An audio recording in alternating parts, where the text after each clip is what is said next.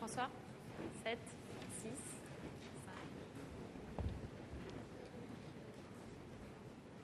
5. Bonjour d'être aussi nombreux ce matin. L'an dernier, j'avais dit que vous étiez près de 600 et en réalité, on était 50 le matin dans la salle. Là, je vois qu'aujourd'hui, vous êtes beaucoup plus nombreux.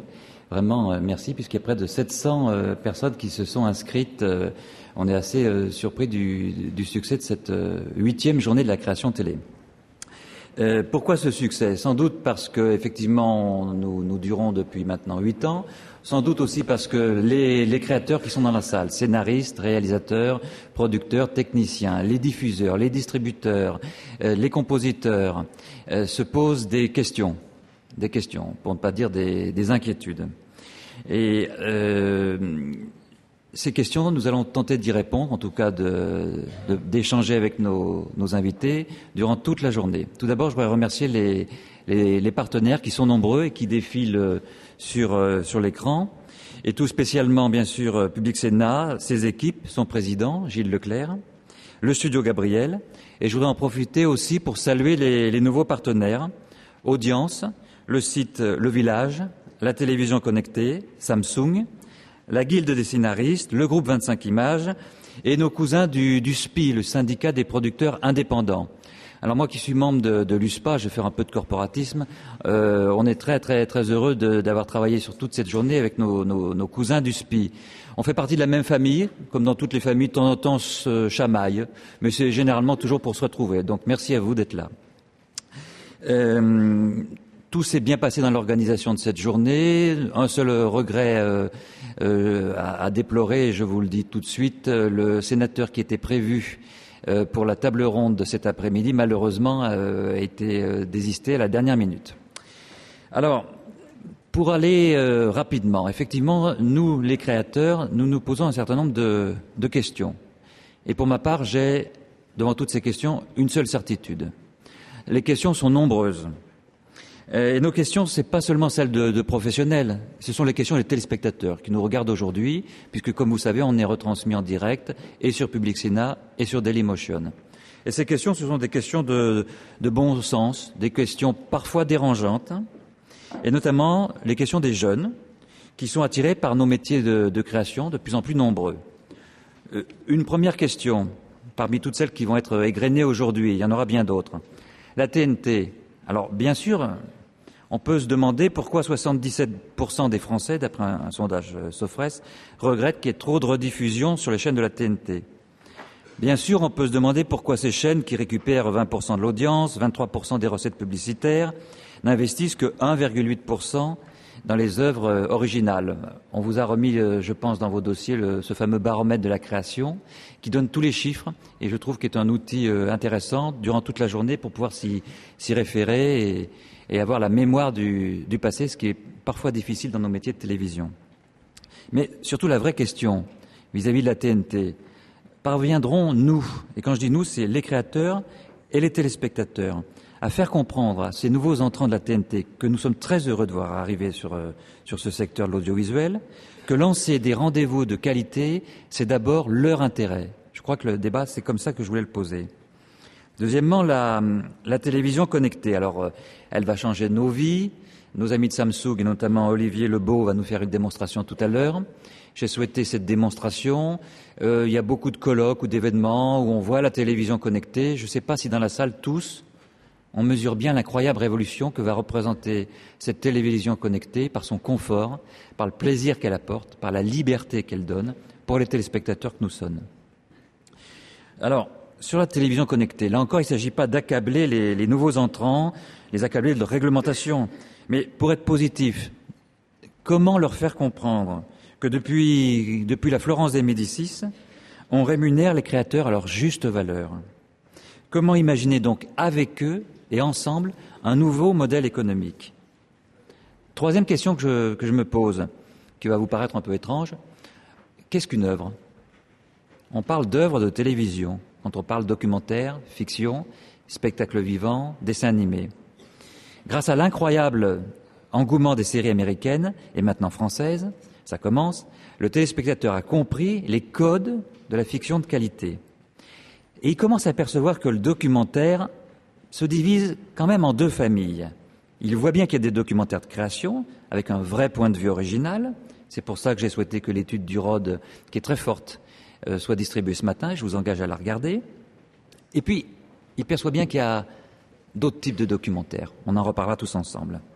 Et la question qu'on pose, et que nous posons notamment à la puissance publique, au Centre national de la cinématographie et de l'image, le compte de soutien, le COSIP, comment va-t-il accompagner cette incroyable croissance du genre documentaire?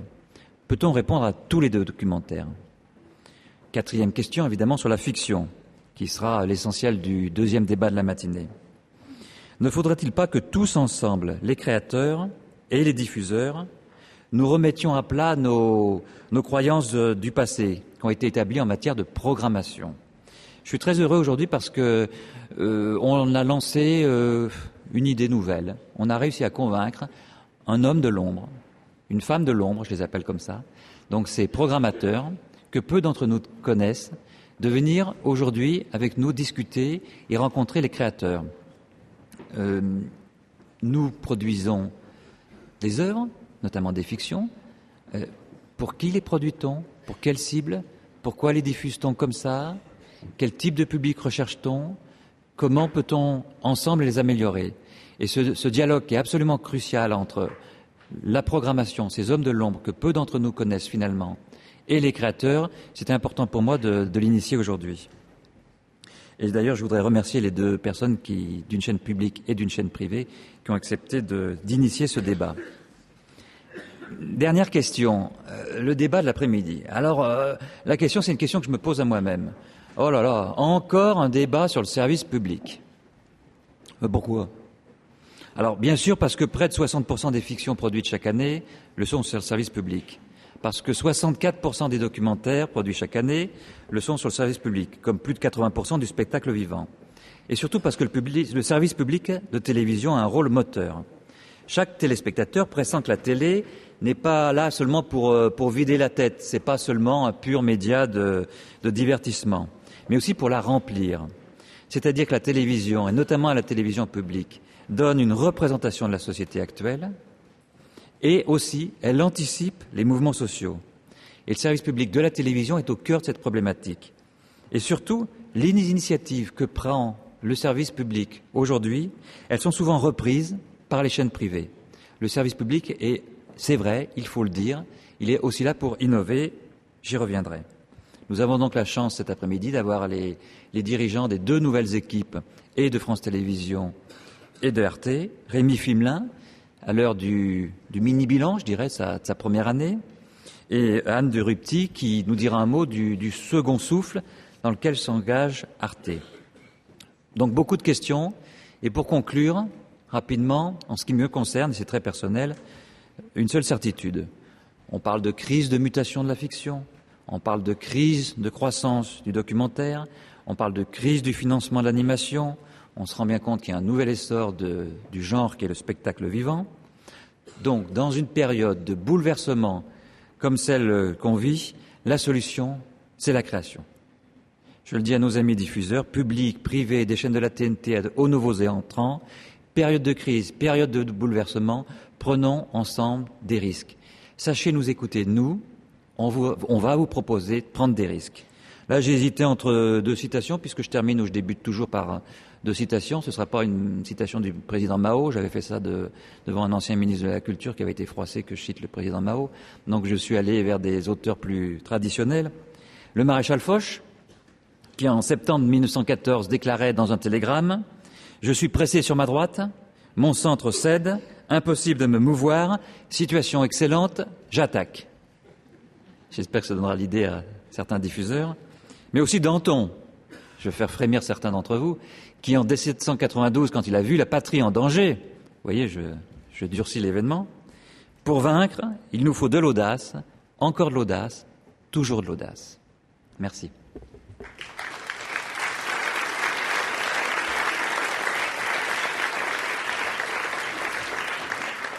Et je vous propose d'accueillir Gilles Leclerc, le président de Public Sénat.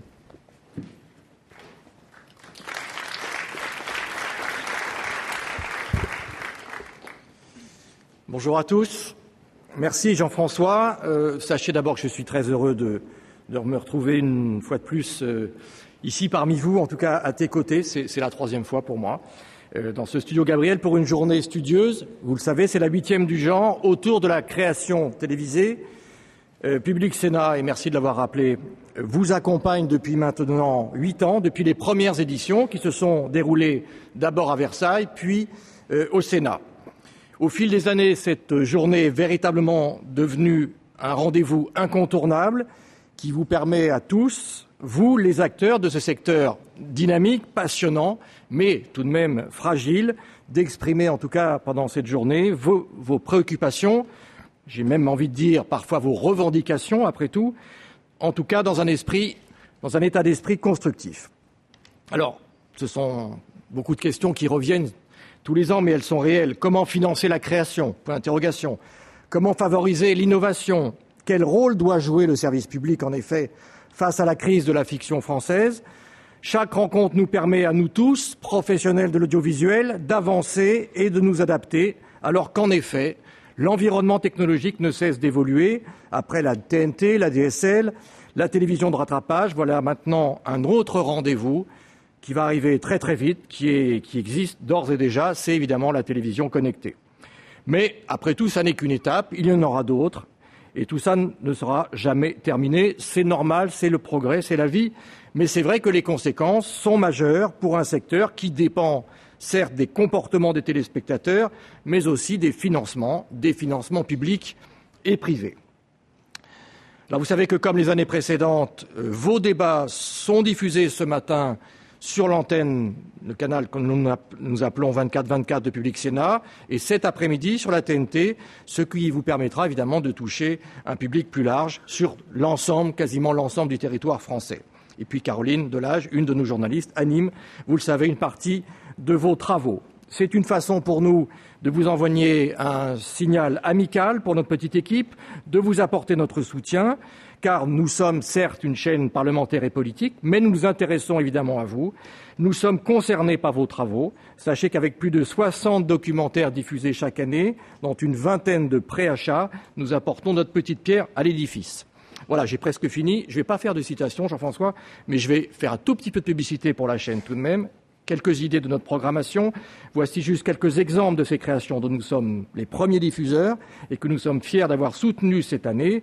Le Prince et son image d'Hugues Lepage, Irak, la paix ou le chaos de Dominique Hennequin, La défense, un quartier au cœur du pouvoir d'Hélène Constanti, ou encore l'UNEF et les frondes étudiantes de Jean-Michel Rodrigo. Voilà quelques exemples. Voilà, c'est tout. Je vous souhaite en tout cas à tous des débats fructueux et une excellente journée. Je laisse la parole à Jean-Pierre Guérin, le président de l'USPA et de la CPA. Merci à tous.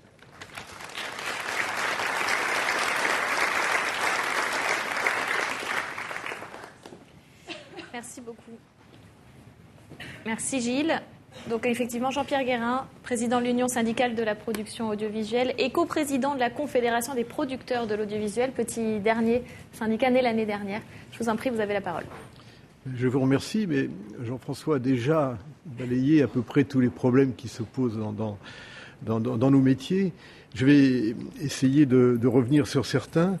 Et j'imaginais, comme il nous arrive souvent, d'être parfois appelés dans des lycées ou dans des universités pour expliquer ce que sont nos métiers.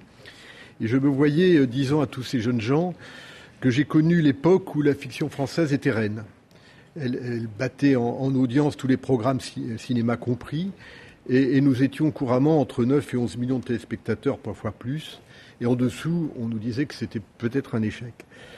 Alors je les imagine m'interrompant en me disant « vous avez dit fiction française, vous vouliez dire fiction américaine ». Pas du tout, je dis bien fiction française. La fiction américaine arrive parfois également à des audiences assez importantes. Mais il faut se rappeler qu'à l'époque, le paysage audiovisuel était dans une situation exceptionnelle que nous ne retrouverons plus jamais. Une chaîne dominait les autres avec à elle seule plus de 40% de part de marché. Et elle était je crois qu'il n'y avait pas d'autres exemples en Europe et dans le monde même peut-être. Et c'est vrai que cette situation-là empêchait les autres chaînes d'exister. Et d'habitude, dans tous les autres pays européens, c'était le service public qui venait en tête. C'est peut-être parce que nous sommes encore hantés par ces chiffres que la fiction américaine approche parfois que nous pensons la fiction française en difficulté. Aujourd'hui, les écarts entre les chaînes sont évidemment réduits, des chaînes nouvelles ont été créées, la concurrence est devenue plus forte et de nouvelles tempêtes sont encore annoncées. Tout d'abord, rappelons que la fiction française n'est pas moribonde. Les succès existent. Je ne veux pas en faire la liste parce que ce serait trop long, mais je vais simplement dire que ces exemples existent dans tous les formats et dans toutes les cases horaires. Produits courts, access, prime time, la fiction française est forte et imaginative.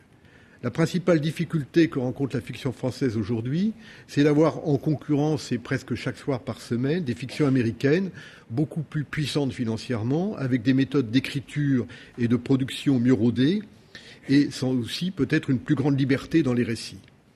La création française se retrouve donc à un tournant que tu évoquais tout à l'heure, et particulièrement dans le domaine de la fiction, à nous de savoir négocier ce tournant. Les nouvelles chaînes et les nouveaux médias expriment désormais une demande réelle dans une économie différente de celle de la télévision traditionnelle et particulièrement de la fiction de prime time. Notre industrie doit reposer également sur un corps de métier puissant et doit être capable d'occuper le prime time des grandes chaînes, mais elle doit en même temps s'ouvrir aux nouvelles cases. Il faut donc par tous les moyens trouver et arriver à encourager et accélérer le développement des nouvelles formes et des nouveaux formats de production, tout en assurant le renouvellement et la reprise de la production lourde. Pour cela, il est essentiel de dynamiser au maximum les outils de l'action publique, et notamment le COSIP et le crédit d'impôt. La réforme du crédit d'impôt doit concerner la production de télévision tout autant que la production de cinéma. Aujourd'hui, on entend des élus dire que dénoncer un CNC trop riche, dont l'argent devrait retomber dans le pot commun, en dehors du fait que nos métiers emploient et attirent de nouvelles générations, il est absurde de vouloir couper les ailes du CNC au moment même où démarre enfin la production des chaînes de la TNT et derrière les productions destinées aux nouveaux médias. Rappelons que l'image joue un rôle essentiel et de plus en plus important sur Internet et la téléphonie mobile. Rappelons que dès aujourd'hui, en Amérique du Nord, les sites entertainment représentent 60% de la consommation de la bande passante aux heures de pointe sur Internet et en Europe 40%. Ce dont il s'agit, c'est de faire passer la production aidée à 4500, voire 6000 ou 7000 heures par an. La question n'est pas de savoir si la contribution des fournisseurs d'accès est insuffisante ou excessive. Elle est de consacrer effectivement à la création du contenu audiovisuel sans exclusion. Alors, lorsqu'on me demande ce que je fais dans la vie, je réponds que je produis des films destinés à être diffusés à la télévision et vus si possible par un maximum de spectateurs qui, j'espère, choisiront mon programme. C'est le même objectif que nous partageons tous, entre auteurs, réalisateurs, diffuseurs et producteurs. Fort de cet objectif, nos rapports devraient arriver à être limpides, car tournés vers un seul but, l'écran. Je dis souvent que la puissance d'un pays ne se compte plus, comme elle a été dit autrefois, en nombre des divisions qu'on peut mettre sur le terrain, mais elle se mesure dans la capacité des pays à mettre des séries sur le marché international. En fiction, la France, c'est le plus mauvais élève. Il faut donc se donner les moyens d'un profond renouvellement et notamment d'une industrialisation d'une part significative de la fiction de prime time. C'est aux diffuseurs que revient la responsabilité de lancer la machine. Les créateurs, producteurs et auteurs ont besoin de diffuseurs ambitieux et déterminés, sachant dire non ou dire oui sans tergiverser, acceptant la prise de risque à côté des producteurs, sans se substituer à eux.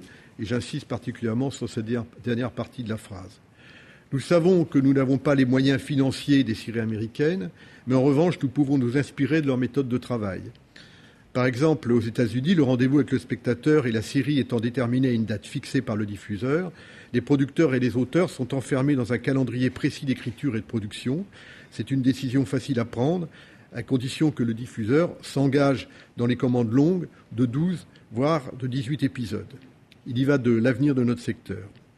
Je ne dirais pas en disant boostons la série américaine dehors, d'abord parce que la série américaine n'est pas une ennemie, une sérieuse concurrente en revanche, et nous envions la créativité de ces séries, mais imaginons que l'on puisse la repousser en seconde partie de programme. C'est ce qu'a fait la ZDF depuis déjà quelques années, et en Allemagne, il y a une structure de production extrêmement forte. Donc faisons confiance aux producteurs français, parce que c'est eux qui représentent la création. Les défis sont tout aussi nombreux dans les différents genres de la création. Je pense au documentaire. Il est essentiel de défendre la place du documentaire de création pris en tenaille entre le reportage et les formats de télévision du réel. Le ministère de la Culture et de la Communication a lancé une réflexion au printemps qui devrait aboutir avant la fin de l'année. Nous attendons des réponses suivies d'une mise en œuvre rapide, notamment au niveau du COCIP. Le spectacle vivant, par ailleurs, le producteur audiovisuel doit s'engager, les producteurs audiovisuels doivent s'engager depuis quelques semaines avec France Télévisions dans des négociations pluriannuelles permettant d'encadrer les investissements du groupe public en matière de spectacle vivant. Cet accord existe déjà avec le documentaire et l'animation. Il permettra de structurer un autre secteur essentiel de la création, qui est le spectacle vivant. Enfin, l'animation française, elle est au sommet depuis plusieurs années, luttant avec les Américains et les Japonais sur tous les marchés mondiaux. Afin de préserver son dynamisme et consolider sa place internationale, il faut accompagner la capacité d'exportation des producteurs français en s'adaptant à la nouvelle donne internationale. Le SPFA et le CNC ont entamé aussi une réflexion sur ce sujet à l'occasion du Festival d'Annecy, que nous espérons également voir aboutir avant la fin de l'année. En conclusion, je dirais que plus que jamais, à l'heure de la multiplication des chaînes TV, de l'arrivée de la TV connectée et des développements de la consommation délinéarisée, le rôle et le talent des producteurs sont essentiels pour permettre aux auteurs d'aller à l'encontre du téléspectateur, le divertir, le surprendre et le séduire. Faisons donc confiance aux producteurs français qui, encore une fois, représentent la création. Merci.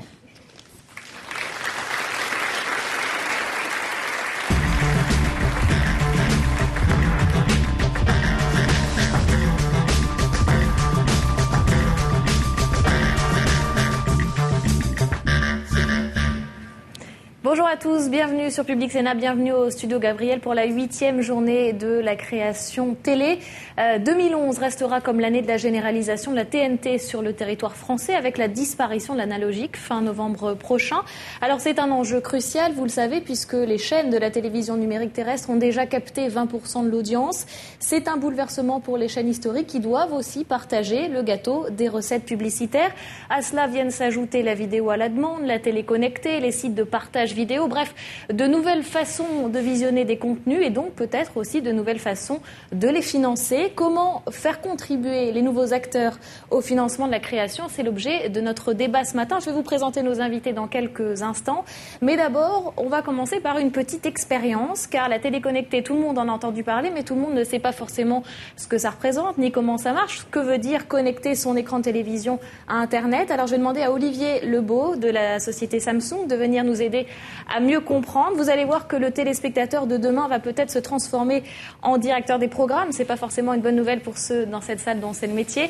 Et peut-être aussi que les producteurs de demain vont pouvoir se passer des diffuseurs historiques. Olivier Lebeau, c'est à vous.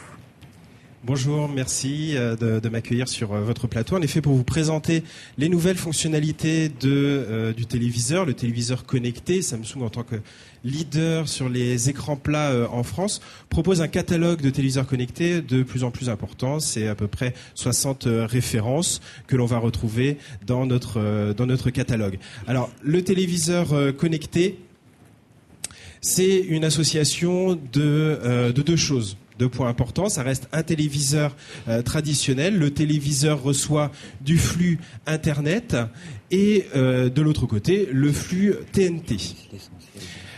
Deux choses qui sont importantes à préciser, on va le voir durant notre présentation. Je vais commencer déjà dans un premier temps par vous présenter la HbbTV.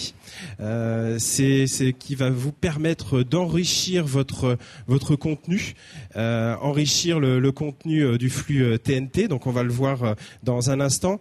Et j'enchaînerai par une deuxième présentation, ce sont les applications. Donc les applications que l'on va retrouver sur le Smart Hub, donc sur une page dédiée qui permet d'avoir accès donc à différents contenus.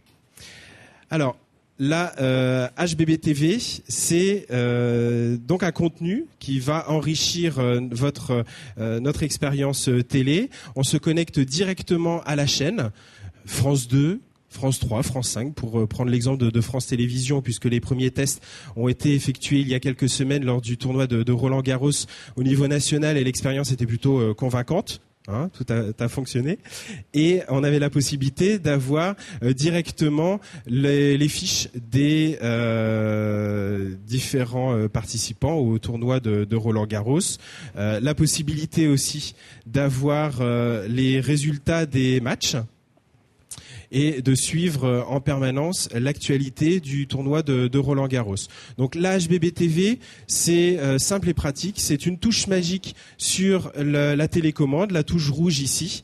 Lorsque je suis sur France Télé par exemple, j'appuie sur la touche rouge et j'affiche une barre de contenu qui me permet d'en savoir plus sur l'émission en cours.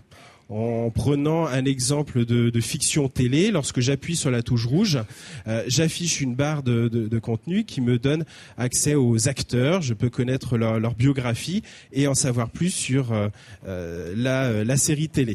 Comme le téléviseur est connecté à Internet, j'ai la possibilité aussi d'avoir directement accès à Facebook, à Twitter, pour voter pour mon contenu préféré. Et tout ça se fait à partir de la télécommande. Donc, un téléviseur connecté, c'est avant tout un téléviseur comme les autres, doté d'une télécommande, sur lequel je vais avoir les touches 1, 2, 3, 4, 5, 6 pour accéder directement aux chaînes. La touche magique, je vous ai dit, c'est la touche rouge qui permet d'afficher, en savoir plus sur l'émission qui est diffusée. Et le contenu provient directement de la chaîne. Le contenu est éditorialisé par le diffuseur. Donc nous, on l'affiche sur le télé directement. Deuxième chose importante, ce sont les applications. Sur la télécommande du téléviseur, je vais retrouver une touche Smart Hub qui me permet d'afficher une page. En même temps, je garde ici mon émission à l'écran. Et sur cette page, je vais pouvoir retrouver les applications recommandées par Samsung ou dans la partie basse de l'écran que je peux personnaliser. Donc, je peux personnaliser ma barre ici avec les applications que je vais récupérer sur la boutique d'applications qui s'appelle Samsung Apps. Exemple d'application, un navigateur web, même si c'est pas l'usage principal d'un téléviseur, on va avoir accès à l'Internet grâce au navigateur. Les applications qui se trouvent au-dessus, commençons par exemple par l'application TF1 Vision. Si je valide avec la touche entrée, je me connecte directement à cette application qui est disponible, qui est dessinée pour un écran de télé, donc grand écran ici, sur lequel je vais pouvoir retrouver donc différents onglets, dont l'onglet série télé, cinéma, et là je peux accéder au catalogue de TF1 Vision et retrouver donc les différentes séries proposées sur le catalogue. Par exemple, je prends Clem, l'épisode 4, j'ai la possibilité de le visionner sur ma télé connectée grâce à une location de 48 heures. Là, on prend un exemple. 1,99 €. 1,99 € pour 48 heures. Je valide avec la touche entrée et directement, elle s'affiche donc dans un coin de l'écran. Là, je suis sur une boucle de démo, donc c'est pour ça que vous avez un message qui apparaît sur l'écran. Voilà. Donc la série apparaît sur notre écran. J'ai la possibilité de la mettre en pause ou d'avancer dans le programme. Je peux directement l'afficher évidemment en plein écran. Hein, c'est le but de cette application. Je vais revenir sur ma page principale, où là je vais retrouver d'autres applications. Je ne vais pas tous vous les montrer puisque c'est plusieurs dizaines d'applications qui sont aujourd'hui disponibles sur le téléviseur. L'application INA peut être intéressante pour tout ce qui est documentaire. On peut avoir l'accès à toute l'histoire de la télé grâce à cette application. Donc le catalogue de l'INA est disponible ici. Donc, je vais pouvoir visualiser par exemple un moment qui m'a fait vibrer dans l'histoire de la télé. Hein, donc je valide de la même façon. Et là, un événement cycliste.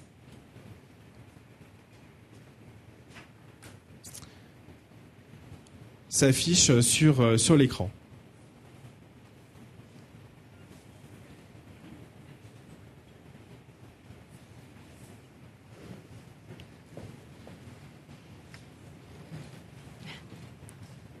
Je reviens une nouvelle fois sur ma page d'application.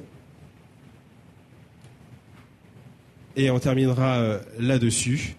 J'ai les applications qui me permettent de regarder du documentaire en 3D. J'ai la possibilité d'aller directement sur Facebook. Facebook est lié avec la plupart des applications, donc notamment avec l'application vidéo. J'ai la possibilité de voter pour ma série préférée et directement la faire apparaître sur mon Facebook. La possibilité donc de promouvoir chaque œuvre. Et c'est moi qui le décide. Voilà pour la présentation de la télé connectée. Merci beaucoup. Merci Olivier Lebeau. Merci. Société Samsung. Alors, en attendant la mort de la télévision traditionnelle que vous nous annoncez, ou peut-être justement pour l'éviter, il va falloir trouver de nouvelles sources de financement. Les chaînes historiques fournissent toujours l'essentiel du financement de la création, mais il y a d'autres ressources possibles, avec donc la télé connectée, les sites de partage vidéo, la vidéo à la demande. Or, ces nouveaux acteurs ne sont pas soumis aux mêmes règles que les chaînes historiques. C'est de ce sujet-là qu'on va parler avec nos invités que je vais vous présenter. Alors, de gauche à droite, m'a-t-on dit. Donc, je commence par vous. Dominique Barneau, vous êtes à la fois producteur de documentaires et président de la commission télé de la ProCirep, Société de répartition des droits. Juste à côté de vous, Éric Garando, le président du CNC, Centre national du cinéma et de l'image animée. Dominique Richard, vous êtes chargé de mission au ministère de la Culture. Vous avez vous êtes l'auteur d'un rapport sur les perspectives du secteur audiovisuel à l'horizon 2015, rapport que vous avez remis en avril dernier au ministre de la Culture. Vous allez pouvoir nous en livrer vos principales recommandations au cours de ce débat. Julien Drey, qui nous a rejoint sur ce plateau, vice-président de la région Île-de-France, chargé de la culture. La région, on va en parler, qui a développé un fonds d'aide au cinéma et à la télévision. Francine Mariani-Ducré, vous êtes membre du CSA, Conseil supérieur de l'audiovisuel. À vos côtés, Maxime Lombardini, le directeur général du groupe Iliad Free, l'un des acteurs majeurs de l'accès à Internet et des télécommunications, qui comprend Free, Alice, OneTel, etc. Et puis enfin, Laure Delessal, réalisatrice, et vous allez nous parler également d'un autre rapport, celui fait par le réseau des organisations du documentaire. Je précise aussi que vous avez, vous tous, dans la salle, la parole. Quand vous le souhaitez, n'hésitez pas à la solliciter, à interpeller les invités de cette tribune. Le but est d'engager un dialogue constructif entre nous tous. Alors Dominique Richard, justement, je disais, vous avez donc rendu un rapport sur les perspectives du secteur audiovisuel. Parmi les recommandations que vous donnez, qui faut-il taxer en priorité? Alors, quel est le nouveau financeur de la création, selon vous? Je ne sais pas si c'est la façon la plus vertueuse de rentrer dans le sujet que de parler de taxes. Ça plaira beaucoup à M. Lombardini, sûrement. Mais plus sérieusement, tout d'abord, j'ai effectivement commis un rapport que j'ai remis au ministre il y a 2 mois. Je ne suis pas chargé de mission au ministère, donc ce rapport n'engage que moi et pas le ministère. Je tenais à le rappeler. Alors c'est la question exclusive du financement, puisque c'est l'objet de cette première table ronde. Il faut quand même avoir à l'esprit qu'aujourd'hui, qu'on s'en réjouisse ou qu'on le regrette, les principaux financeurs de la production audiovisuelle dans notre pays, ce sont les éditeurs de chaînes de télévision, soit directement, soit d'une certaine façon à travers le COSIP, dont ils sont les premiers alimenteurs. Si on part de ce principe, que l'intérêt des producteurs est donc d'avoir des chaînes fortes. On a tendance dans notre pays à présenter par exemple TF1 comme étant un monstre qui ferait la loi. Ce monstre est quand même relatif. Il est quand même au pied d'argile si on voit qu'il n'est que le 24e éditeur au niveau mondial. Tout ceci pour remettre peut-être à leur échelle les différentes données de la réflexion, surtout que nous sommes au moment, effectivement, de l'entrée dans le monde, de la rencontre des 2 mondes, la télévision connectée, le monde du broadcast, qui est un monde qui a été, avec une offre relativement rare pendant des années, hexagonale, très réglementée, et puis le monde surpuissant, le monde mondial, le monde qui vous offre de l'image en contournant les éditeurs. Vous allez pouvoir aller chercher vous-même tel ou tel programme, ce qui pose d'ailleurs un problème de labellisation et de reconnaissance de vos programmes, et ce n'est pas le sujet de cette première table ronde. Donc le premier sujet, c'est d'avoir des éditeurs encore suffisamment forts dans notre pays, et donc déjà de faire en sorte qu'il n'ait pas une concurrence avec les nouveaux services qui soient déséquilibrés. Par exemple, les éditeurs de télévision sont contraints dans leurs négociations pour l'accès à la publicité aux contraintes de la loi Sapin, c'est-à-dire la transparence, par exemple, de leurs négociations, pas le monde de l'Internet. Est-ce que c'est normal alors que l'on voit que sur le même écran, vous allez passer d'une image à l'autre, donc d'un statut à l'autre, et le téléspectateur, à aucun moment, va se poser la question de savoir quel est le statut de l'image qu'il regarde, qu'il a regardé 5 secondes avant, qu'il regardera 5 secondes après. Donc déjà, les éditeurs sont pénalisés en termes d'accès, de transparence, d'accès à la publicité. Il y a aussi, et ça veut une certaine logique, ce qu'on appelle les secteurs interdits à la télévision, c'est-à-dire qu'on ne faisait pas de publicité, par exemple, pour la grande distribution alimentaire. C'est une façon de protéger, disait-on, la presse quotidienne régionale. Mais aujourd'hui, est-ce qu'il est normal de continuer à interdire ces secteurs-là, il y a le cinéma également, alors que le monde de l'Internet, donc sur le même écran, va pouvoir avoir accès? Là aussi, il y a une distorsion de réflexion. Et puis, les règles qu'applique le CSA, ne fait qu'appliquer la loi, fait qu'il y a une séparation stricte, rigide, entre les écrans publicitaires et les autres écrans.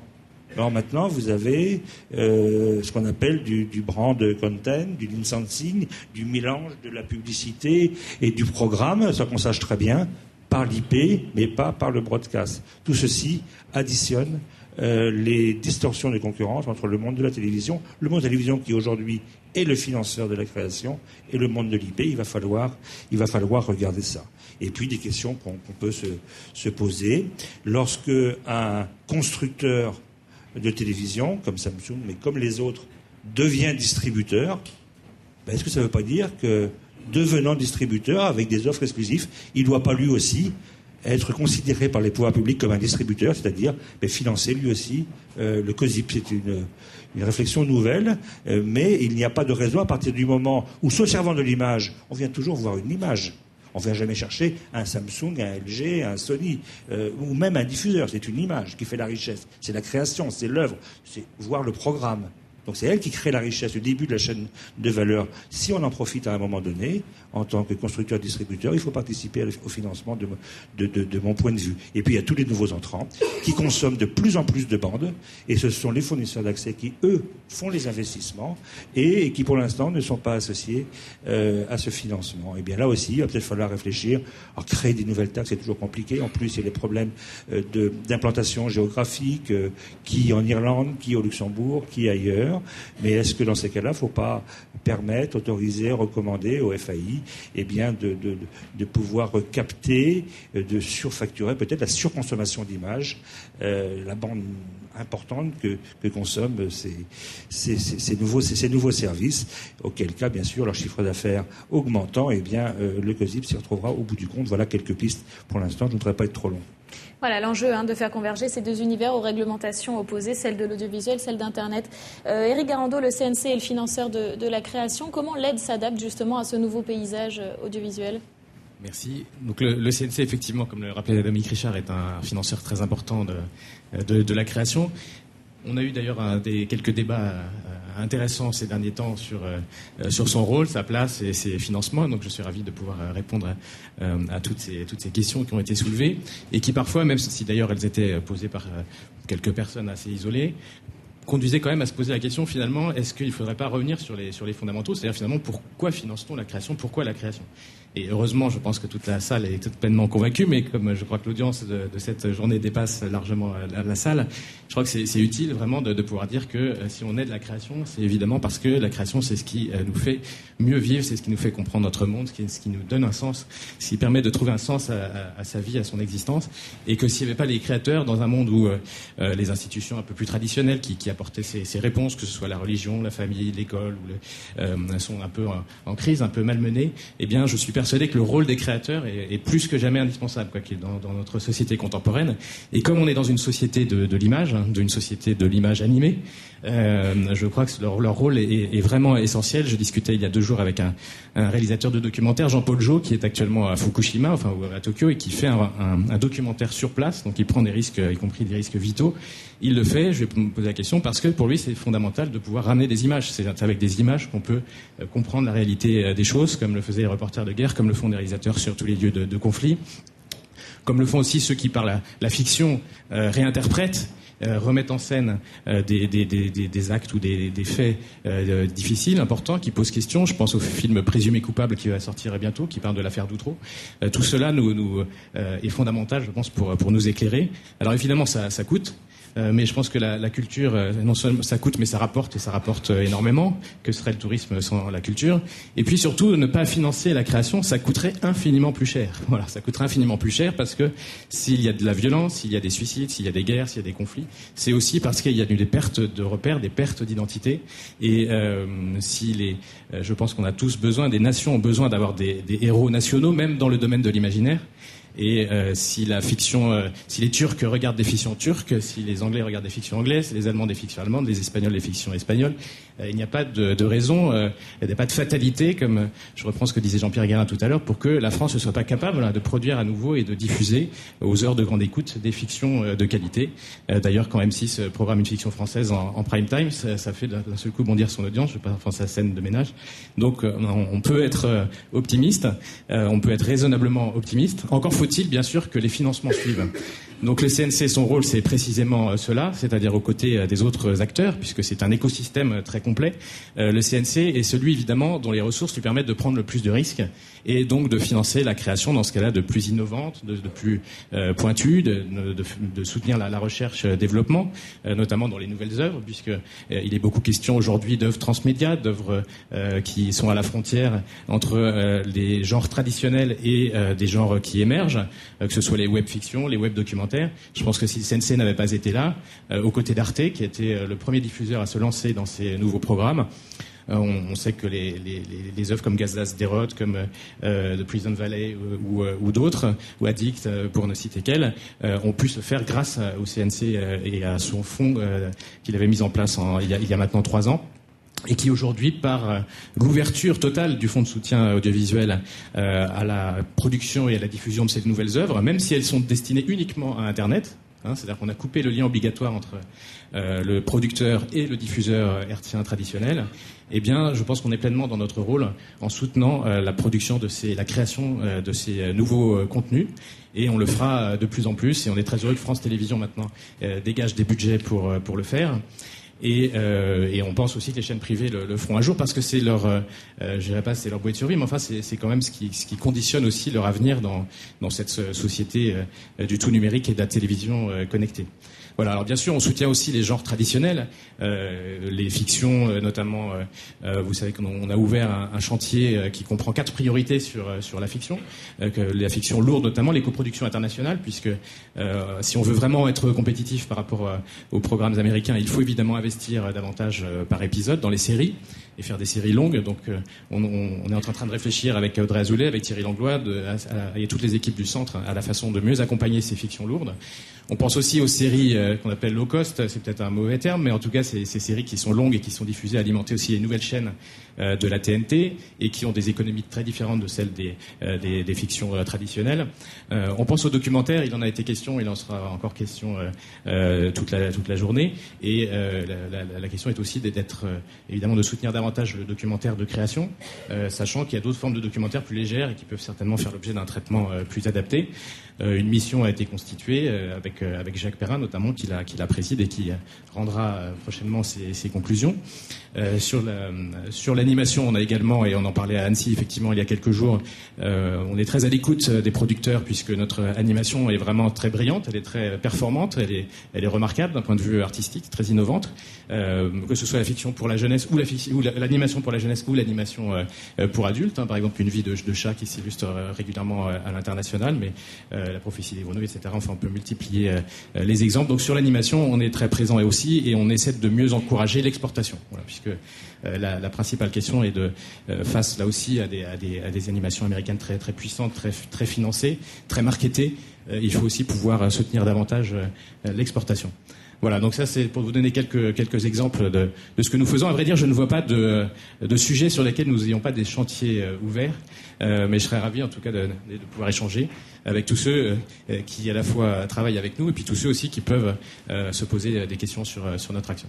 Alors avant de donner la parole à Maxime Lombardini qui représente ces nouveaux acteurs qui rentrent sur le paysage audiovisuel, je voudrais d'abord juste l'avis du CSA, Francine Marini-Ducré. Comment on fait qu'on participe ces nouveaux acteurs? Quel est l'avis du Conseil supérieur de l'audiovisuel? La démonstration de tout à l'heure était tout à fait intéressante. Le Conseil supérieur de l'audiovisuel a lancé, vous le savez, un certain nombre de réflexions sur la télévision connectée. Je peux essayer de dire quelques mots sur ce point et sur le fait que nous avons de manière extrêmement visible ici un écran où coexistent, où vont pouvoir coexister le monde de l'Internet et le monde de la télévision dite broadcast, comme le disait Alain Richard tout à l'heure. Mais cette concurrence existe déjà sur beaucoup d'écrans. Les terminaux personnels de tablettes, de téléphones intelligents permettent déjà très largement des usages, pas exactement ceux qui ont été démontrés, mais des usages voisins, interdépendants, interactifs. Donc, une des questions est de savoir si la grande télévision, centre de vie dans les foyers, sera effectivement connectée par les foyers ou si plusieurs écrans continueront à avoir des usages spécifiques. Mais de toute façon, cette concurrence qui est réelle à l'égard de la télévision, de l'édition de services de télévision linéaire est déjà assez largement perceptible. Elle oblige évidemment, vous l'avez dit, les intervenants l'ont dit mieux que je ne saurais le dire, elle oblige à beaucoup de réactivité et beaucoup d'adaptation dans les financements. Il me semble qu'elle pose peut-être des problèmes sur lesquels il faut réfléchir. D'une part, pour continuer à assurer une forme de préfinancement aux œuvres audiovisuelles, à la création audiovisuelle dans son ensemble d'ailleurs, puisqu'on sait que la production indépendante et tout le système législatif français est organisé dans une forme d'économie circulaire et d'interdépendance savamment construite, régulièrement remise à jour entre les éditeurs de services de télévision et les producteurs de l'audiovisuel, avec d'une part des obligations d'investissement des éditeurs de télévision et d'autre part un système redistributif très bien géré, comme le rappelait M. Garando, par le compte de soutien à l'industrie des programmes. Cette forme d'économie circulaire, il faut tenter d'en préserver les principes, d'abord en amenant progressivement, comme cela d'ailleurs existe déjà pour les SMAD, la vidéo à la demande, mais être vigilant sur le fait que les nouveaux entrants dans l'offre audiovisuelle, peu à peu, et sans défavoriser leur développement, bien entendu, qui est tout à fait important, deviennent eux-mêmes financeurs. Je veux pas, sans parler exactement de taxes, financent ce qui est leur propre intérêt de court terme et de long terme. Sans création, tout le monde l'a dit, il y a un patrimoine qu'il faut revisiter sans cesse, mais ce patrimoine à lui seul est insuffisant. Donc, beaucoup de réactivité sur ce point. Maintenir une capacité de préfinancement, mais aussi réfléchir à tout ce qui est la bonne rémunération des œuvres déjà créées. Et de ce point de vue-là, toute l'attention à la circulation des œuvres, au régime de la copie privée, par exemple, sont certainement des enjeux d'aujourd'hui et des années qui suivent. Mais est-ce qu'il faut mettre des obligations de participation? La TNT, par exemple, représentait un espoir pour les créateurs, pour les talents de la télévision. Espoir déçu, 20% de l'audience, 1,8% seulement du financement. Il ne faut pas oublier que Est-ce qu'il ne faut pas mettre des obligations à l'identique que les chaînes historiques? Il faut pas oublier que les chaînes qui sont apparues dans l'ère numérique sont encore jeunes et devaient progressivement asseoir leur propre équilibre économique. À partir du moment où elles commencent à être en équilibre et positif, elles rentrent dans le régime de financement. Donc il ne faut pas regarder vers l'arrière, il faut regarder vers l'avant, ce qu'elles vont être capables de faire. Et on observe déjà certaines, Énergie ou d'autres, qui entament un financement de la création, encore une fois dans leur propre intérêt, parce que elles ont besoin, toutes les chaînes ont besoin de développer des politiques de marque fortes. Ces politiques de marque fortes se déterminent non seulement par la diffusion d'œuvres déjà créées qui circulent et qui sont en soi un élément de rémunération des créateurs, mais ex post, mais aussi par des définitions de nouveaux formats, de nouveaux types d'émissions et de programmes, à bas coût correspondant à leur format économique, mais où d'ailleurs l'écriture est quelque chose de tout à fait important. Donc dans les systèmes de financement soutenus ou regardés de près, encouragés par les pouvoirs publics, par l'autorité de régulation, certainement l'aide à l'écriture est quelque chose de tout à fait important. Il est possible que le président Boyon évoque ce point. Ce que je voudrais continuer à dire sur la question de la télévision connectée, et c'est l'un des enseignements que, à titre personnel, je retire de la journée qui avait été organisée par le Conseil à l'instigation d'Emmanuel Gabla, c'est que les grandes chaînes historiques, mais aussi les récentes, qui sont des éditeurs de services, ce mot me paraît très important. Il a une véritable connotation culturelle dans le système français. Il veut dire aussi responsabilité sur une ligne éditoriale, sur un parti pris d'organisation de programmes et de la création. Et cela résulte du savoir-faire de ces chaînes. Cela est un élément de confiance de la part des téléspectateurs. Tout le système de régulation, d'ailleurs, est fait pour entretenir cette confiance réciproque des chaînes dans leur auditoire, qui est leur source de revenus, et de l'auditoire dans les chaînes. Et ceci me paraît être une force très grande. Et l'un des éléments encourageants, c'est qu'on observe, je crois, partout en Europe, l'année dernière encore, une augmentation de la durée d'écoute de la télévision. Donc nous avons affaire à des médias qui sont puissants, qui sont originaux, qui ont une capacité de marque par leur capacité éditoriale. Et je pense que l'intérêt de tous, je voudrais saluer ici d'ailleurs la capacité de relation interprofessionnelle et de dialogue interprofessionnel qui est très sophistiquée et très poussée dans le monde de l'audiovisuel et qui doit s'étendre au monde de la création dans Internet, est quelque chose qui est de nature à garder cette force de diffusion et par conséquent la ressource qu'elle génère. Alors, Maxime Lombardini, vous êtes fournisseur de contenu, diffuseur de contenu, bientôt créateur de contenu sans doute. Est-ce que vous ressentez cette responsabilité dont parlait à l'instant Francine Marilly-Ducré, responsabilité de financer la création? Et comment allez-vous le faire? D'abord, ça fait un moment qu'on la finance, donc je ne sais pas si la question doit être posée de cette manière-là. On est financeur, je pense d'abord en distribuant les chaînes, les services et tout ce qui peut être proposé. Et ça, c'est le plus important. Si je ne me trompe pas, on est le premier distributeur de Canal+, en dehors d'eux-mêmes. Et chaque abonné Canal+, contribue au financement. Alors, plutôt du cinéma, je pense, que de la fiction, mais c'est important. Je me souviens, j'ai commencé ma carrière à TF1 et j'y suis resté 15 ans, que le grand problème était la distribution pendant très longtemps. On faisait des chaînes. Simplement, si on n'avait pas un réseau terrestre national, on n'avait pas de distribution. Aujourd'hui, il y a des fournisseurs d'accès. Et grâce à ces réseaux, toutes les chaînes ont une distribution très large. Donc ça, c'est quand même une très bonne chose dont il faut se réjouir. Donc on finance la création de façon importante directement au travers des contrats de distribution des chaînes. On distribue plus de 400 chaînes, on distribue pratiquement tous les services de vidéo à la demande. Donc à chaque fois, c'est des reversements aux éditeurs, donc aux auteurs. Et on contribue également de façon très importante, et contrairement peut-être à ce qui parfois est dit quand on parle d'optimisation fiscale ou d'éléments de ce genre, je pense qu'on est même les bons élèves. Je m'explique, sur le droit de représentation qui est versé à la SACEM et qui est ensuite distribué aux autres sociétés de représentation, depuis l'origine, on reverse des sommes importantes.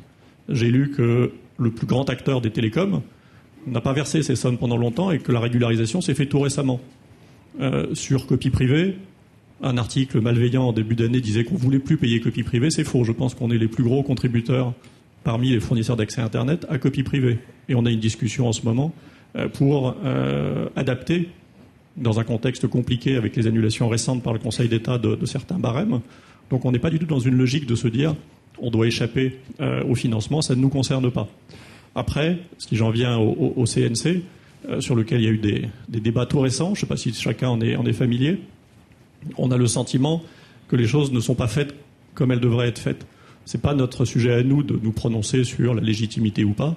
Et à titre personnel, j'ai aucun commentaire à faire là-dessus. C'est très bien. Et j'ai été producteur à TF1 pendant plusieurs années. C'était important d'avoir le CNC dans le financement d'une œuvre. Aujourd'hui, on est taxé de façon importante, soit pour financer France Télévisions. On peut s'interroger sur le lien entre notre activité et le financement de France Télévisions. La Commission européenne s'interroge. L'État n'a pas l'air de faire diligence à la même vitesse qu'il l'a fait sur la TVA, qui a été pour nous le contrat rompu.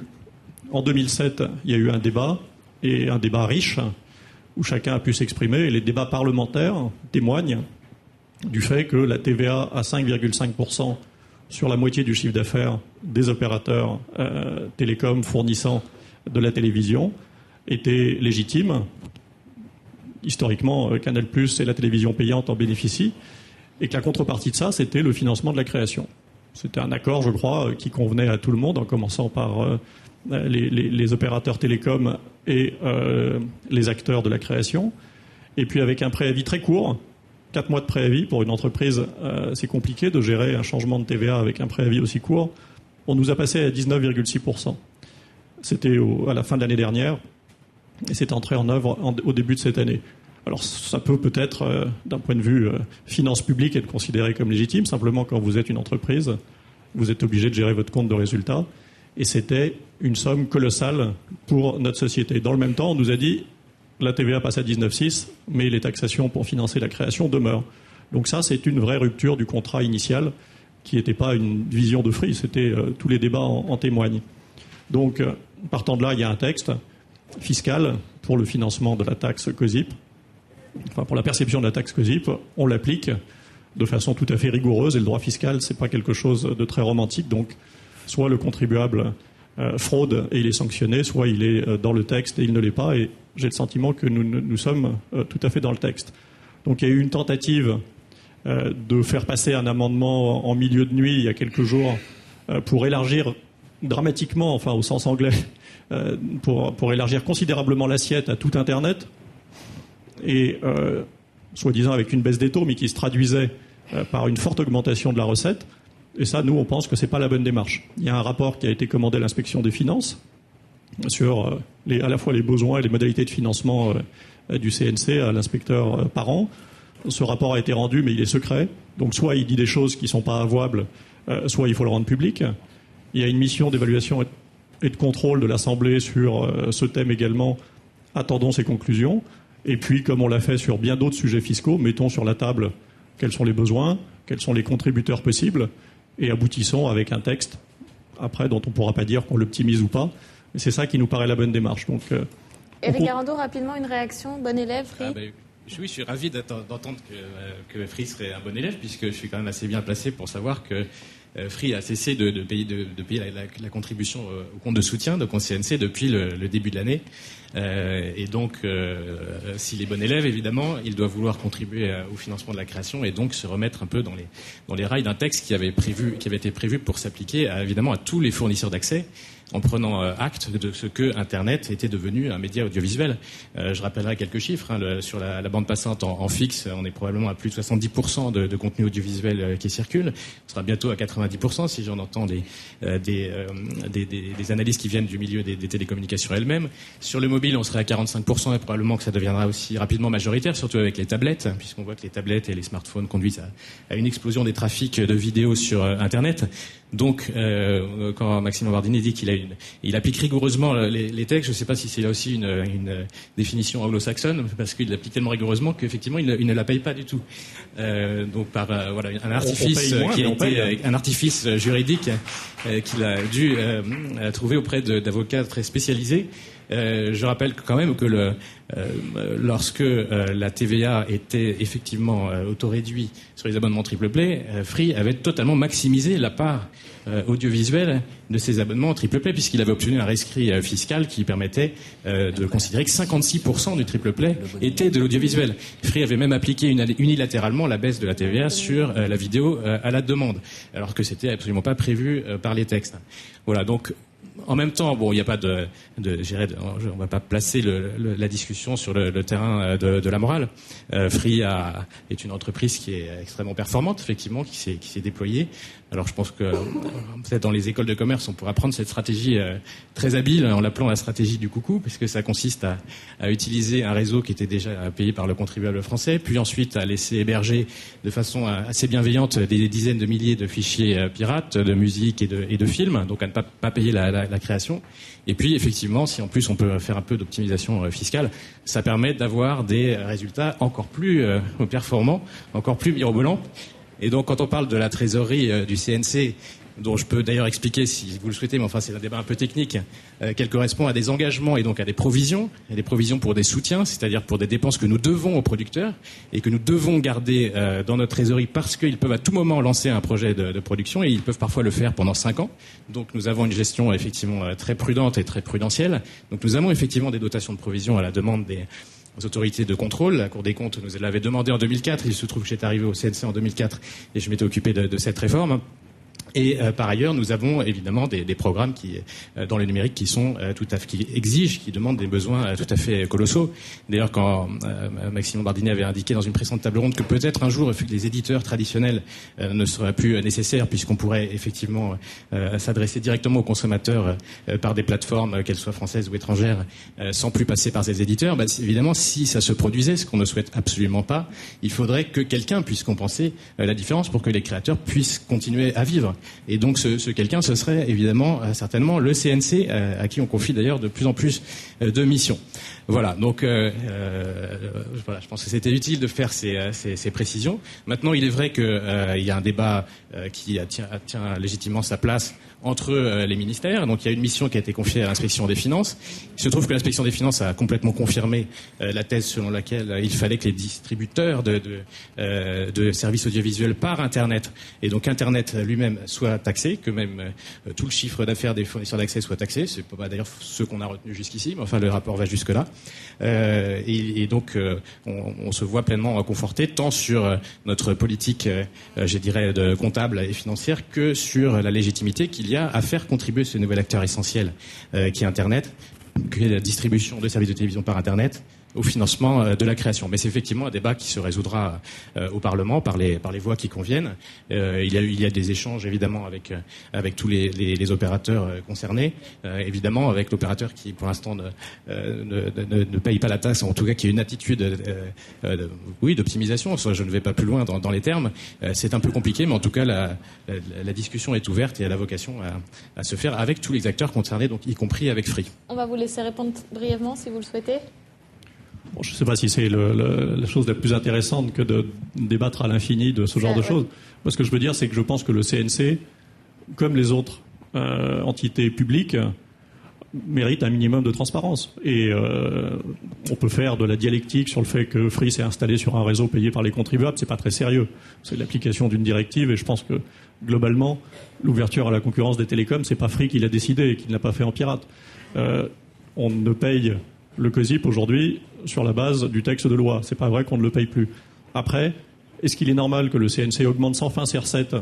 On a eu une explosion de la recette et je me souviens de votre prédécesseur qui me disait, quand ils ont reçu le premier versement, ils pensaient que c'était de l'ensemble des opérateurs. C'était uniquement celui de Free. Tout simplement parce que l'assiette avait été mal définie et que derrière les opérateurs mobiles, qui eux ont fait la vraie optimisation dont on ne parle pas aujourd'hui. Et c'est pour ça que la TVA a dû être harmonisée intégralement à 19,6 et que tout le système est tombé par terre. Aujourd'hui, c'est Free le bouc émissaire. C'est pas ça la réalité, c'est que la fraude massive ou l'optimisation massive, elle a eu lieu sur les 3 dernières années et personne n'a bougé.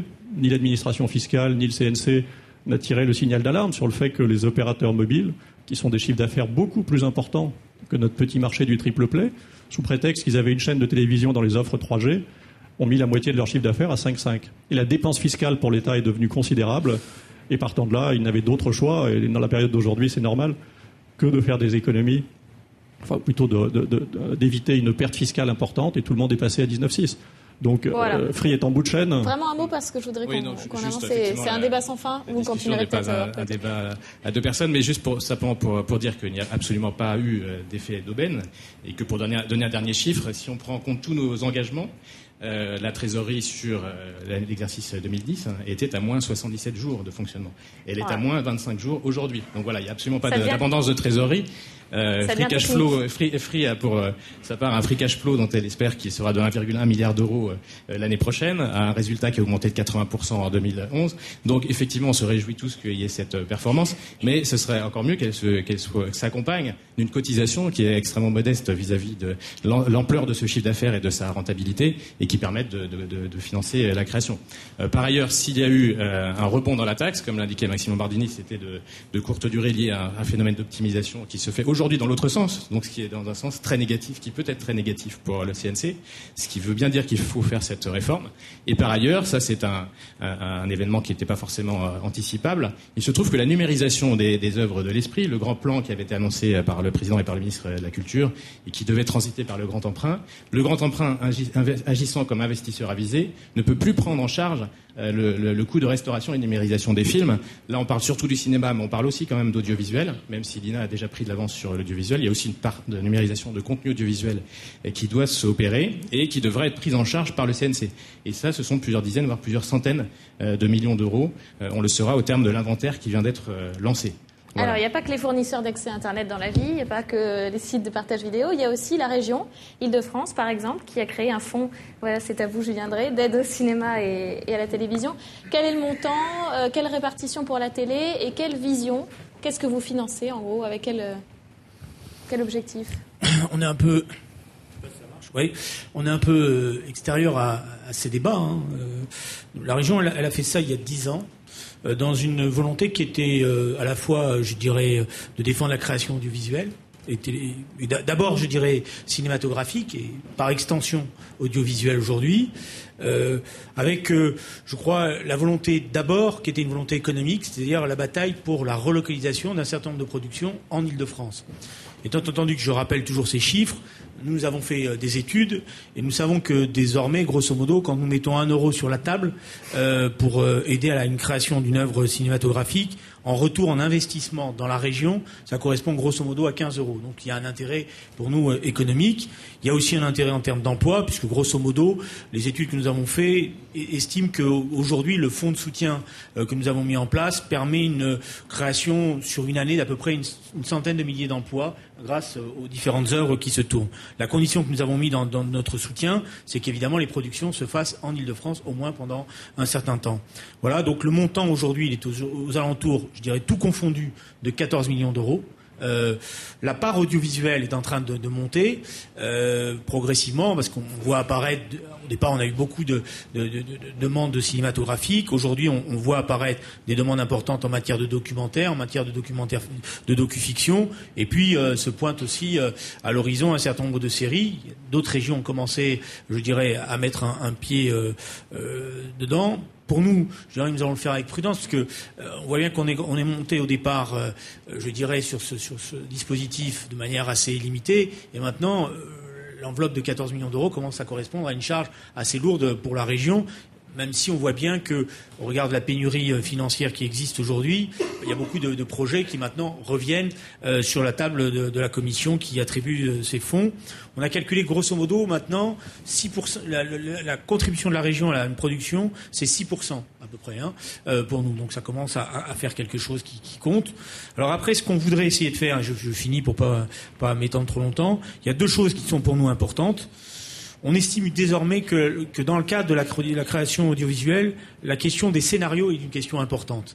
Et c'est pour ça que nous allons ouvrir une consultation dans le dernier trimestre visant à mettre en place une aide à la création des scénarios avec des auteurs en résidence, des scénaristes qui seront en résidence en Île-de-France, qui travailleront avec des producteurs et qui permettront en amont de créer, je crois, ce besoin qui nous a été explicité par l'ensemble des producteurs en disant notre problème à nous, c'est qu'on n'a pas assez de scénaristes qui sont, je dirais, sédentarisés et qui ont je dirais le temps nécessaire pour travailler leur scénario. On trouve sur un trop petit nombre, donc on voudrait étendre cela. Donc on va mettre en place une consultation parce qu'il va falloir voir comment on travaille pour sélectionner ces scénaristes. Je pense qu'on le fera avec les producteurs. Et à partir de là, on va aussi ouvrir sur, je dirais, je dirais les séries, avec la volonté de rentrer en tant qu'acteur économique aussi dans la production de séries qui seraient localisées en Ile-de-France. Et donc, on va faire bouger notre fonds de soutien aussi là-dessus à partir de l'année 2012. Avec quelle vision? Comment vous faites votre sélection? Comme toute sélection, elle est arbitraire. Vous n'avez qu'à demander aux bacheliers, vous en diront quelque chose. Non, je veux dire, la sélection, elle est faite de la manière suivante. Nous, c'est pas, je veux dire, on n'a pas vocation à intervenir sur le contenu. Donc il y a une commission qui est constituée de professionnels et d'élus qui étudie sérieusement l'ensemble des scénarios. C'est d'ailleurs un travail assez lourd maintenant, puisque chaque réunion c'est plusieurs heures de travail. Il y a un débat entre eux et ils estiment à partir de là, sur la base d'un dialogue à la fois qui est technique, à la fois qui est culturel, à la fois qui est aussi, je dirais, d'ambiance dans la discussion, un choix qui forcément, je dirais, est arbitraire. C'est-à-dire, il y a forcément des gens qui restent sur le carreau. Bon, après, il y a une volonté en général. Moi, j'ai étudié, je regarde ça d'assez près maintenant depuis un an. Il y a une volonté quand même de soutenir ceux qui sont, je dirais, les plus en pointe. Donc, il y a une volonté de travailler à tout ce qui est premières œuvres, dont on soutient à ces débuts-là, avec une volonté aussi de rééquilibrage maintenant pour nous, parce qu'on a peut-être fait trop pointu pendant un temps, et on veut aussi faire maintenant des choses grand public. C'est aussi ça, l'idée d'ouvrir sur les séries. Voilà.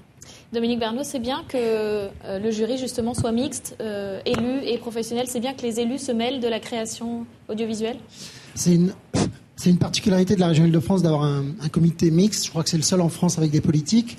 Et Pays de Loire aussi. Je trouve que je suis aussi au Pays de Loire. régional Pays de Loire. En tout cas, c'est le cas aussi. C'est une initiative que les professionnels apprécient. Ça crée des interlocuteurs qui s'immergent un peu dans les questions qui sont les nôtres, de création, de développement, de financement. C'est pas des métiers qui sont connus de beaucoup de politiques et de parlementaires, même si la journée de la télé contribue aussi à diffuser comme ça un peu de particularités autour de nos métiers. Je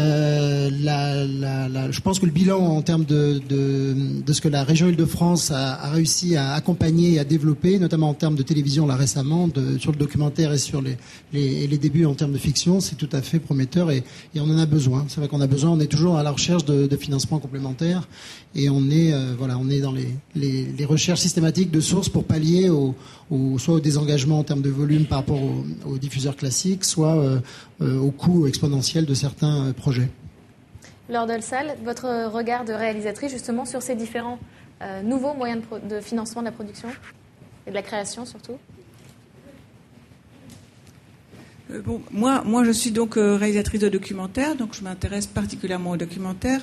Et j'ai une petite question pour Monsieur Drey, parce que vous n'avez pas du tout parlé du documentaire, vous sembliez parler de scénariste de fiction plutôt, et je voulais juste rappeler que quand nous on écrit et qu'on prépare nos documentaires, on doit fournir des dossiers extrêmement pointus, extrêmement écrits, même si on a comme matériau de base le réel, on a vraiment un gros travail d'écriture avant, et que c'est là-dessus, sur ces dossiers, que se décident, bien sûr, les financements que l'on va recevoir ou pas, ou l'accord des chaînes, etc.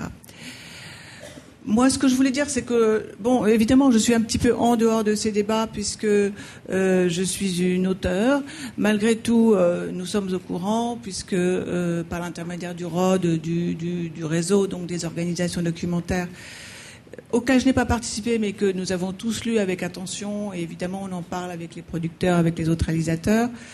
J'ai trouvé ce débat extrêmement intéressant parce qu'on se rend compte un petit peu des points de friction et des difficultés qu'il y a effectivement à trouver des financements et à, protéger des espaces de création. Et par rapport à la télé connectée, justement, ce que je voulais dire, c'était que c'était probablement, pour nous, les auteurs, beaucoup d'opportunités, beaucoup de possibilités, peut-être un petit peu de déformatage, parce que pour l'instant, nous sommes très tenus par des formats 52 minutes, 25 minutes, 90 minutes.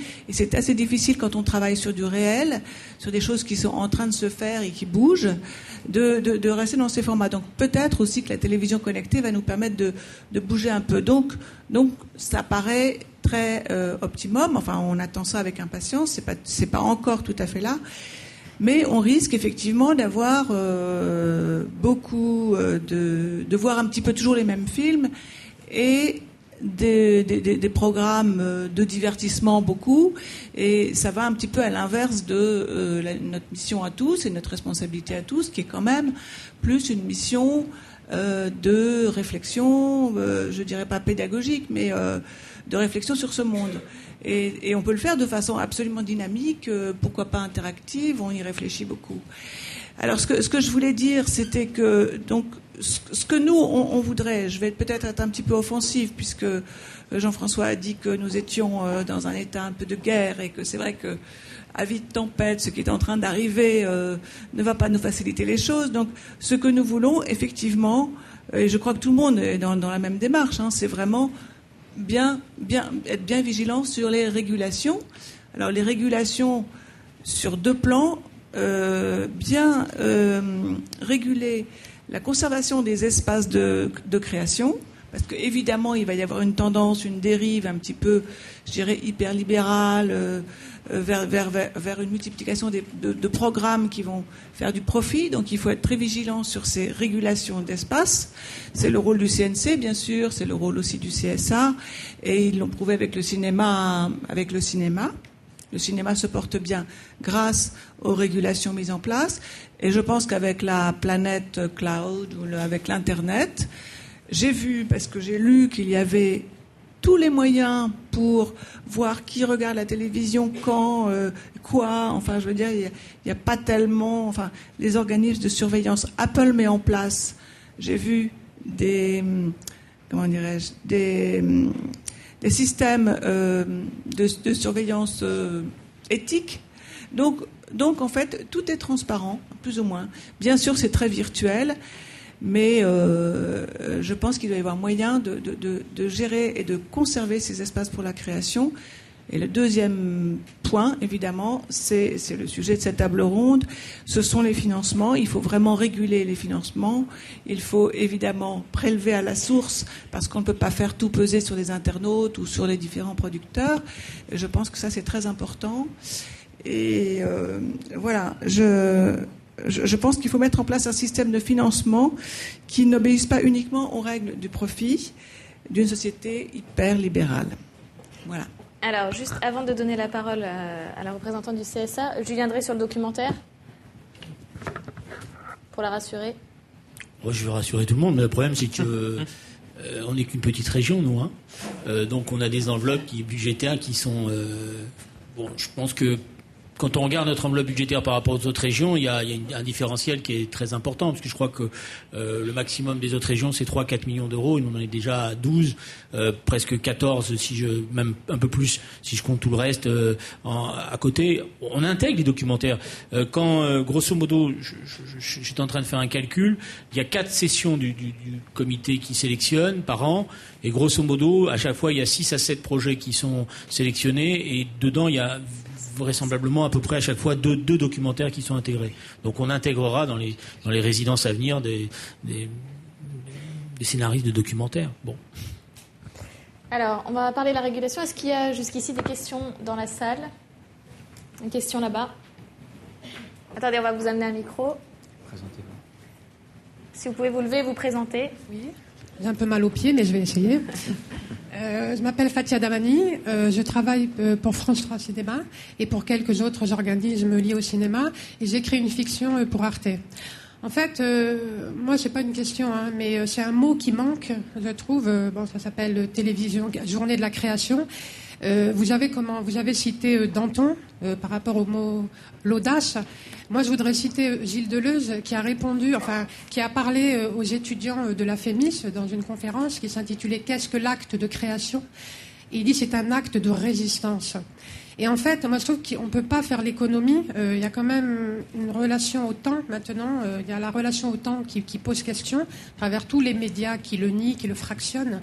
Et les retombées sont énormes parce qu'il ne peut pas y avoir de réflexion, d'esprit critique, de créativité sur la temporalité. Et la télévision, le service public, doit aussi être un espace de résistance par rapport à la question du temps. Non pas, bien sûr, suivre les formes de narrativité, etc., liées à les nouvelles modalités. Mais le service public, à mon avis, se doit de faire une réflexion sur le temps par notre condition temporelle et parce que en tant qu'enseignante, j'ai pu enseigner il y a quelques années, on se rend bien compte que les retombées sur le rapport au monde, le rapport à l'autre, sont immenses. Voilà, c'était la question du temps et l'acte de résistance qui doit être un mot-clé des journées de la télévision, enfin de la création, que l'un va avec l'autre. Dominique Bernot, vous voulez réagir Écoutez, moi je suis tout à fait d'accord que la résistance est importante, mais là, c'est vrai qu'il y a des débats dans le courant de la journée sur la programmation et le reste des plans de la création. Aujourd'hui, on se pose la question du financement qui nous aide à avoir du temps, que ce soit en développement, que ce soit dans le courant des productions, en temps de tournage, en temps d'élaboration, etc. Et c'est vrai que la pérennité, la durabilité des œuvres, c'est pas simplement à l'instant T de la première diffusion. Aujourd'hui, la multiplication des écrans nous permet de gagner du temps, de l'élargir, de le rendre complètement élastique, c'est-à-dire de conquérir des publics dans la durée. Et en ça, voilà, les nouvelles technologies nous aident, nous accompagnent à penser un petit peu les choses, à la fois dans leur économie, dans leur élaboration, avec des nouveaux outils, des nouveaux concepts. Mais il faut que ça s'accompagne de nouveaux moyens. C'est là aussi où les questions posées très clairement à la fois par les travaux de M. Richard et par les objectifs que le CNC se fixe en termes de taxation et d'obligation, on est bien obligé d'en passer par là. Donc moi, pour rebondir, je trouve que peut-être s'il y a un mot qui doit continuer à être vraiment au centre de nos discussions, et malheureusement, c'est malgré la question de Caroline tout à l'heure, M. Lombardi n'a pas rebondi là-dessus, mais voilà, un mot de soutien pour les créateurs, pour la création, aussi par rapport à ceux qui créent de la richesse et de la valeur sur l'ensemble de la planète audiovisuelle. Et aujourd'hui, l'Internet, voilà, avec plein d'éléments favorables et de nouvelles perspectives, doit contribuer et doit se poser la question de son application en termes de financement dans le système de la création. Éric Garando, sur le rôle de régulation, et puis donc Laure Dolçal parlait de prélèvement à la source. Qu'est-ce que vous préconisez ? Oui, donc je suis également totalement en phase avec ce qui vient d'être dit sur le mot résistance et notamment l'accélération du temps qui a été très bien décrite par un livre d'Hans Hartung qui s'appelle L'accélération, et donc précisément le rôle du CNC, le rôle des pouvoirs publics, plus globalement le rôle des acteurs publics, parce que France Télévisions, maintenant qu'il est libéré largement de la contrainte publicitaire comme l'était déjà Arte, est aussi un acteur majeur, on l'a rappelé tout à l'heure d'ailleurs, du financement de la création. Donc c'est vrai que ces trois entités, enfin France Télévisions, Arte, le CNC, sont là précisément pour donner du temps à la création. Et d'ailleurs on essaie de flécher davantage de moyens, comme on l'a fait récemment en matière de cinéma, en matière d'audiovisuel, sur la phase de l'écriture et du développement. Ça a été rappelé d'ailleurs dans le rapport Chevalier. Il faut vraiment prendre plus de temps pour le développement. Bien souvent, il y a des mises en production qui se font trop rapidement, et du coup la qualité de l'œuvre s'en ressent. Et donc on est là via le COSIP. Il y a une réflexion sur est-ce qu'il faut qu'il y ait un quota de 10% par exemple du COSIP qui soit réservé au développement et pas seulement à la production. Donc voilà, ça fait partie de ces sujets que nous traitons. Et puis alors, effectivement, il faut que le CNC lui-même soit suffisamment financé pour ensuite répondre à toutes ces exigences et demandes légitimes des créateurs et de leurs partenaires, des producteurs sur toute la chaîne.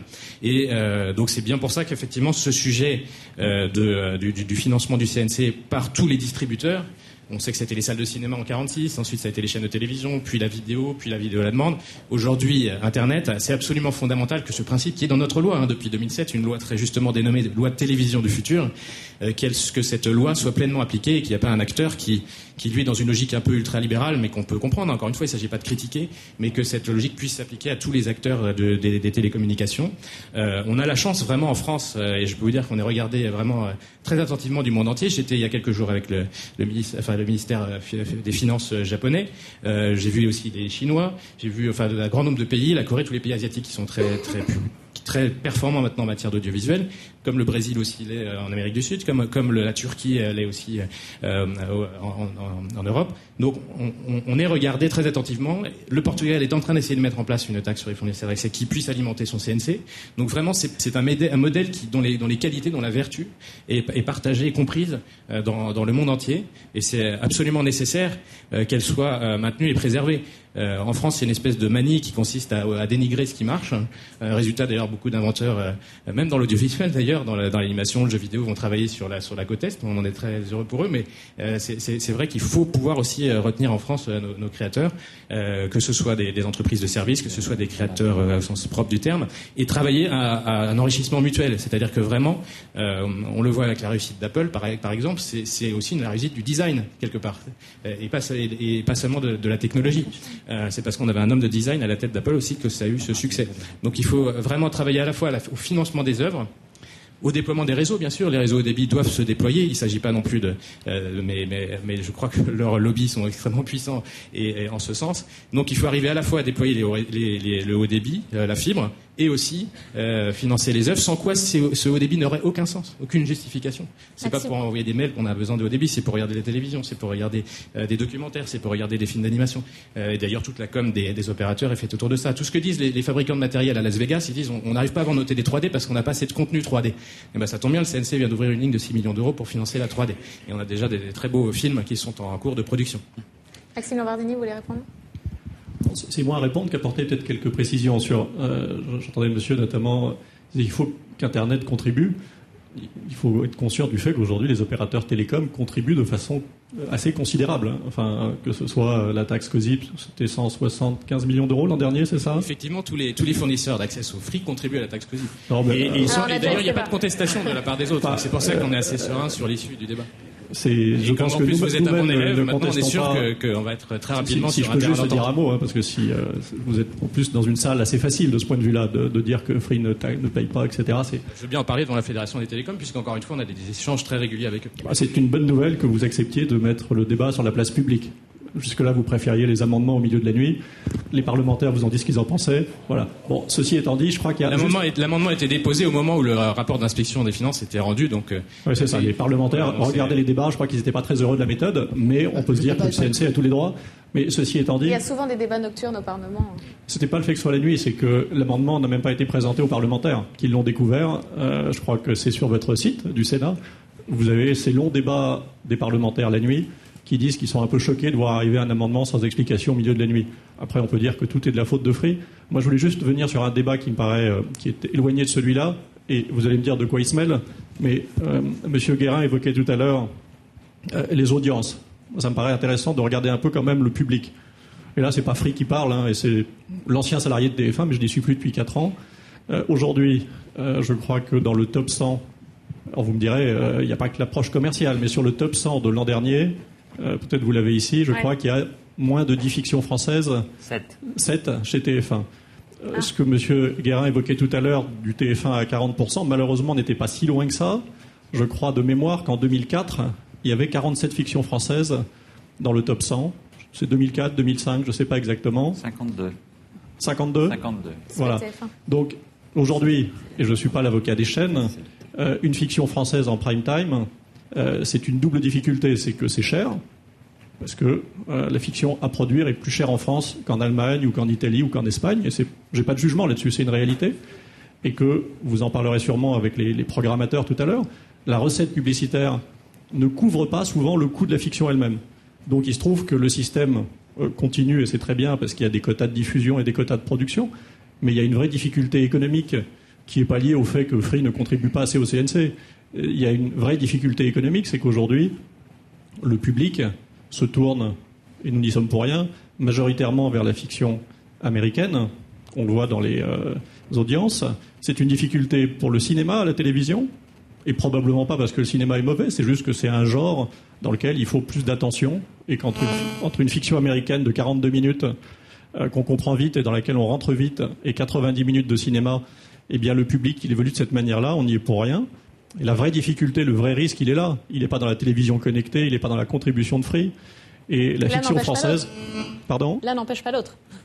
Non, mais je n'ai pas remis en cause le fait qu'on contribue au financement. C'est pour ça que de limiter le sujet à ça, moi je pense alors, il y a une autre table ronde qui est précisément sur... Bon, alors si je n'ai pas le droit de continuer, je m'arrête là. Si, pardon. Dominique Richard. Oui, un petit élément d'histoire, parce que moi aussi, il y a 4 ans, vous étiez quelque part, moi j'étais ailleurs, j'étais député, et donc j'ai été le député qui a déposé l'amendement qui a ouvert le financement du COSIP lors de la loi télévision du futur. Je l'ai défendu d'abord en commission, puis dans l'hémicycle. Et je dois à l'honnêteté de dire qu'effectivement, lors des discussions, du débat, il y avait cette idée d'une certaine compensation sur l'assujettissement à la TVA. Et c'est vrai que c'est une mauvaise manière, une brutalité qui a été faite aux distributeurs rapidement à l'automne dernier. Pour autant, cela ne remet pas en cause la légitimité philosophique de l'idée selon laquelle qui vit de l'image contribue à un moment donné à sa production. Et c'est cela qui est important. Alors que cela ait été brutal, trop rapide, j'en conviens. Je pense que les pouvoirs publics auraient peut-être pu s'y prendre un petit peu différemment. Pour autant, ça ne met pas en cause le besoin que chacun puisse participer au financement de la création, parce que c'est la chose qui est importante, comme l'a dit très bien Éric Garando, de façon culturelle et même sociétale pour notre pays. Francine Mariani-Ducré, sur le rôle de régulation du CSA, justement, par rapport à ces nouveaux moyens de financement. Le Conseil supérieur de l'audiovisuel s'attache effectivement à ce que, en matière de financement de la création par les opérateurs de télévision, par les éditeurs de services de télévision, les obligations qui résultent de la loi, des décrets eux-mêmes, résultats de concertations interprofessionnelles et qui sont inscrits dans les conventions qui lient les télévisions au Conseil, soient scrupuleusement appliquées. C'est une manière aussi de voir l'évolution des besoins de programmation des chaînes. Et je crois que l'un des enjeux pour le régulateur, c'est à la fois d'être extrêmement vigilant dans l'application de la loi et des textes qu'il est chargé d'appliquer, et puis de discerner, lorsqu'il en est temps, des besoins d'évolution. Je ne dis pas cela à très court terme, parce que nous sommes dans un régime d'application de décrets qui ont été pris en 2010 pour l'essentiel sur le financement des investissements et qui n'ont pas encore produit leur plein effet et sur lesquels il faut attendre au moins que l'année 2011 ait été complètement écoulée pour voir les effets réels de ces textes. Mais des évolutions de ce point de vue-là sont toujours possibles dans le moyen terme, préparées par concertation essentiellement entre le régulateur, les opérateurs et les interprofessions. Je voulais rappeler ce point de méthode. C'est quelque chose qui n'est pas très connu du grand public, mais qui est un mode tout à fait important de performance de la régulation pour le développement économique et culturel du secteur. Est-ce qu'il y a d'autres questions dans la salle ? Alors, une question ici et ici. Ici, levez la main. Voilà. Bonjour. Jean-Yves Lemoine, je suis consultant et producteur. Je voudrais savoir un petit peu, on parle beaucoup de création, on parle de financement, on parle des problèmes de financement, de création. En fait, on a une chaîne où il y a les producteurs, les gens qui créent du contenu, les éditeurs qui les éditent, et puis on a ceux qui les distribuent. Donc ça peut être les chaînes de télévision, dans un sens c'est les mêmes, ça peut être vous, entre guillemets, représenté ici par vous, Monsieur Lombardini, avec Free. Mais il y a aussi d'autres gens. Il y a des gens, quand on parle de vidéo, des gens qui vont être comme une structure comme Akamai, qui vont permettre d'accéder plus vite au contenu. Et puis il y a aussi les opérateurs de transit qu'on connaît moins. Donc cette chaîne-là, elle est assez complexe. Et dedans, il y a des technologies qui arrivent avec la télé connectée. Mais comment faire, parce que c'est finalement ça qui est important, comment faire pour que la création rencontre les usages ? Aujourd'hui, on n'a pas parlé d'usage. On parle un peu d'audience, on n'a pas parlé d'usage. La question, elle est là. Comment on va rencontrer l'usage ? Et est-ce qu'il va y avoir des solutions technologiques qui vont faire qu'on va rencontrer l'usage ? Et moi, je pense, et je voudrais avoir votre avis là-dessus, comment imaginer qu'une solution technologique qui ne va pas prendre en compte le financement de la création puisse réussir ? C'est simplement impossible, puisqu'elle va réussir et après, à un moment donné, il n'y aura pas assez de contenu. Donc, ok, on peut discuter sur réguler, pas réguler, machin, mais finalement, il faut tous se mettre autour de la table et réfléchir pour qu'il y ait quelque chose qui se passe demain, qui est une production française, parce que si les Américains arrivent en force, les télés françaises vont être affaiblies et la production française va être affaiblie et Free aussi. Tout le monde sera affaibli. Qui veut répondre ? Oui, je veux bien répondre. Éric Garando ? Oui. Non, je suis complètement d'accord, bien entendu. Tout à l'heure, quand je parlais de l'économie des services, c'est ça. C'est-à-dire qu'il y a les œuvres, il y a les diffuseurs, et puis il y a tous les services qui vont autour et qui permettent effectivement de faire l'interaction entre le spectateur final et le créateur. Et là-dessus, c'est vrai qu'il y a une alliance à construire, hein, vraiment. Enfin, il ne faut pas que le débat aujourd'hui un peu vif conduise à biaiser les choses. L'idée, c'est vraiment de construire une alliance nationale entre les opérateurs d'œuvres, enfin les créateurs, leurs producteurs, toute la filière traditionnelle de l'audiovisuel et tous les acteurs des télécommunications et des fournisseurs de services. Donc, il est évident qu'il faut investir dans des portails de vidéo à la demande qui soient très performants, avec des moteurs de recherche, des outils de recommandation. Quand on voit que Facebook recrute un directeur de Netflix, c'est qu'on se dit qu'il va certainement être encore plus offensif dans la diffusion de films en utilisant des outils de recommandation qui sont sociaux et pas seulement basés sur des statistiques de profil d'utilisateurs. Donc effectivement, il ne faut pas qu'on perde cette bataille, il faut essayer de surfer sur la vague suivante et pas de rattraper la vague d'avant. Hein, donc c'est là-dessus, bon, ça dépasse un peu le CNC, non, mais il est certain que via ce qu'on peut faire avec Oseo, via toute l'aide à l'innovation, on est quand même très présent. On encourage les équipes du Grand Emprunt pour tout le volet numérique à pouvoir aussi soutenir des solutions informatiques, technologiques qui vont permettre justement de développer ces nouvelles interfaces, ces nouveaux moteurs de recherche, ces nouveaux pour correspondre à ces nouveaux usages. On encourage aussi le fait qu'il y ait un cloud à la française et qu'on puisse réunir. C'est un projet qui est soutenu par Dassault Systèmes, qui aussi fait l'objet de consultations dans le Grand Emprunt, qu'on puisse avoir un cloud à la française. C'est un sujet extrêmement stratégique qui dépasse de loin la culture, mais qui concerne aussi la culture. Quand on a des animations aujourd'hui qui consomment des téraoctets de données, si on veut pouvoir les conserver, ça veut dire qu'il faudra aussi traiter des questions de format, des questions de lieux de conservation. On a des petites PME qui ont des besoins informatiques de la taille de multinationales. Il faut qu'on arrive à traiter ce sujet. Donc c'est à la fois la conservation des films, leur numérisation, et puis leur diffusion, et effectivement en répondant aux usages présents et futurs. Donc on est totalement en phase avec ce que vous indiquez, et il faut que cette alliance vraiment se consolide tant qu'il est encore temps. C'est-à-dire qu'une fois que les Netflix et autres auront vraiment débarqué, il sera un peu plus tard pour agir. Alors, Laure Delessal et puis Francine Marie-Ducré. Quand vous vous engueulez comme ça, c'est super. On est en train de reculer le temps. Attendez, on vous entend pas. On va tendre un micro. Attendez une seconde, monsieur. Vous s'engueulez sur des histoires flippées. Ah bah non, mais ça, je suis complètement d'accord avec vous. Si Free payait, il n'y aurait plus de problème puisque les autres opérateurs payent. Laure Delessal. Ce qu'il faut, c'est se mettre d'accord et avancer, travailler. On est en train de prendre du retard. Le retard, vous avez dit, tout va très vite. Qu'est-ce que ça veut dire, tout va très vite? Ça veut dire que vous perdez 6 mois aujourd'hui. Dans 6 mois, ça veut dire qu'il faut rattraper 9 mois. Alors donc, parce que vous voyez qu'on a eu raison de déposer un amendement. Non, pas la nuit, c'est des conneries la nuit. Laure Delessal. Oui. Moi, je ne vais pas du tout rentrer dans ce débat parce que c'est pas le mien. Mais moi, j'ai entendu usage et je trouve que c'est un mot intéressant parce qu'effectivement, nous, les auteurs, il faut qu'on réfléchisse aux pratiques.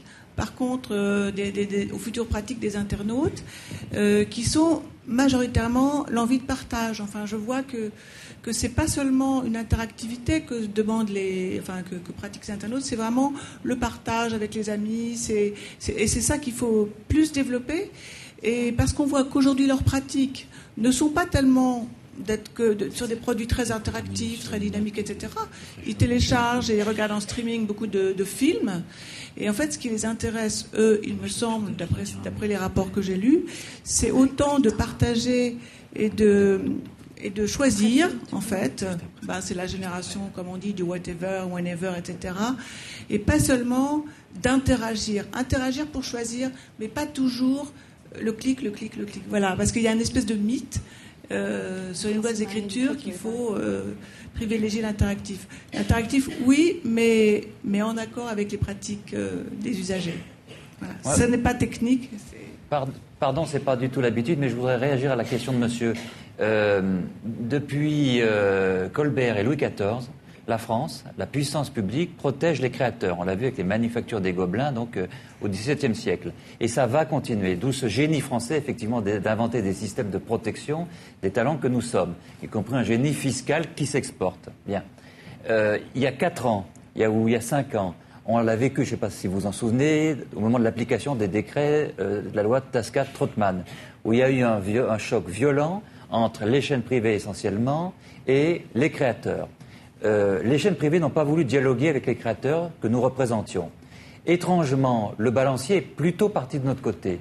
Et sans concertation, les décrets Tascat-Trottmann nous ont été, c'est vrai, et on peut s'en féliciter, plutôt favorables. Donc moi, le mot que je voudrais retenir ce matin, c'est concertation. Si on peut arriver, et vraiment si M. Lombardini, qu'il ne faut pas accabler parce qu'il n'y a pas que lui, que tous ces nouveaux fournisseurs d'accès comprennent que soit on laisse l'État, la puissance publique, et le Parlement la nuit, intervenir, et peut-être brutalement, dans un sens ou dans l'autre, un sens qui sera peut-être favorable aux créateurs, un sens qui ne sera peut-être pas favorable, soit comme dans un processus de négociation collective et conventionnelle à l'allemande, dans la concertation, ensemble, tous ensemble, on réfléchit ensemble à ce qui améliorera le système. Je crois que c'est ça que je voudrais pointer aujourd'hui. Il ne s'agit pas d'accabler tel ou tel. Mettons-nous autour d'une table, réfléchissons ensemble, puisqu'on l'a vu, le système est en train de voler en éclats. Francine Mariani Ducré. 3 petites remarques sans lien direct entre elles. Je voulais redire que dans le système français, mais dans les pays européens d'une manière générale, le rôle du service public de l'audiovisuel est tout à fait important. Il a une capacité de financement régulière, donc qui joue un rôle stabilisateur à travers les crises économiques. Il a aussi une capacité de prise de risque, je voulais le mentionner et le saluer. Dire aussi que dans le système très modèle français, très, très précieux à cet égard, de lien entre la production largement indépendante et les éditeurs de télévision, la question de la recherche de l'auditoire est centrale et que cela regarde les créateurs et les producteurs et les professionnels en lien avec les éditeurs. Et troisièmement, dire que, me semble-t-il, le financement de la création, c'est aussi l'affaire des créateurs.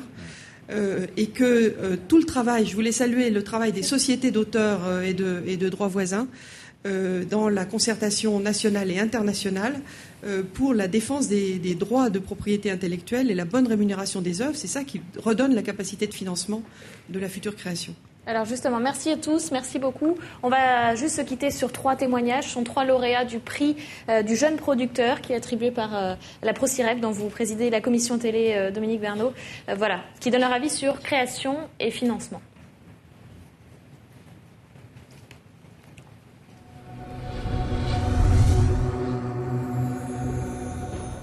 En France, il y avait à peu près 2700 heures de documentaires qui se produisaient dans l'année 2001, donc au moment où on a commencé à créer la société de production.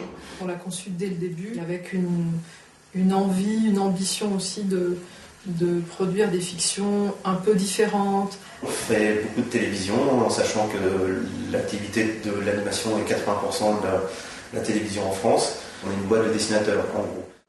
Quel conseil je donnerais à un jeune producteur ? D'être passionné.